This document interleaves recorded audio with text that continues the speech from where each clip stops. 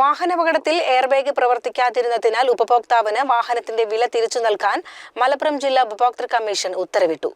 ഇന്ത്യന്നൂർ സ്വദേശി മുഹമ്മദ് മുസ്ലിയാർ നൽകിയ പരാതിയിലാണ് കാർ കമ്പനിക്കെതിരെ വിധി.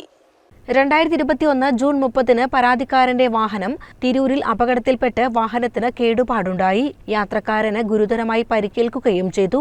എയർബാഗ് പ്രവർത്തിക്കാത്തതിനാലാണ് ഗുരുതരമായ പരിക്കുണ്ടായതെന്നും ഇത് വാഹന നിർമ്മാണത്തിലെ പിഴവു കാരണമാണെന്നും ആരോപിച്ചാണ് ഉപഭോക്തൃ കമ്മീഷനെ സമീപിച്ചത്. അപകട സമയത്ത് എയർബാഗ് പ്രവർത്തിച്ചിരുന്നില്ലെന്ന് മോട്ടോർ വെഹിക്കിൾ ഇൻസ്പെക്ടർ റിപ്പോർട്ട് ചെയ്തു. എയർബാഗ് പ്രവർത്തിക്കാൻ മാത്രം ആഘാതമുള്ളതായിരുന്നു അപകടമെന്നും റിപ്പോർട്ടിൽ പറഞ്ഞു. ഇതേ തുടർന്നാണ് വാഹനത്തിന് നിർമ്മാണ പിഴവുണ്ടായിരുന്നുവെന്ന് കണ്ട് ഉപഭോക്തൃ കമ്മീഷൻ വിധി പുറപ്പെടുവിപ്പിച്ചത്.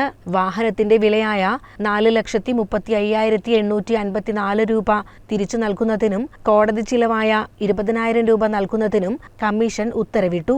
ഒരു മാസത്തിനകം ഉത്തരവ് നടപ്പിലാകാത്ത പക്ഷം 9% പലിശ നൽകണമെന്നും കെ മോഹൻദാസ് പ്രസിഡന്റും പ്രീതി ശിവരാമൻ, CV മുഹമ്മദ് ഇസ്മയിൽ എന്നിവർ അംഗങ്ങളുമായ കമ്മീഷന്റെ ഉത്തരവിൽ പറയുന്നു. CCN മലപ്പുറം.